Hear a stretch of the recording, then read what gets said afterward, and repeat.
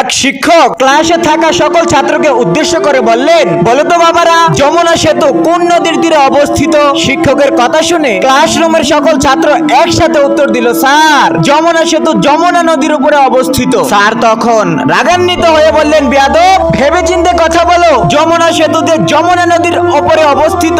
এইরকম ভিত্তিহীন বাজে কথা তোমাদেরকে কে শিখিয়েছে? তখন ছাত্রছাত্রীরা বললেন, স্যার, যমুনা সেতু তো যমুনা নদীর উপরেই অবস্থিত, আমরা তো এইটাই জানি। স্যার বললেন, চুপ করো সবাই, যমুনা সেতু হচ্ছে বুড়িগঙ্গা নদীর উপরে অবস্থিত। শিক্ষকের এই কথা শুনে সমস্ত ছাত্র বাড়ি গিয়ে তাদের মা বাবার কাছে বিচার দিল, কেমন স্কুলে আমাদেরকে পড়াচ্ছ? শিক্ষক নিজে আমাদেরকে ভুল তথ্য দিচ্ছে।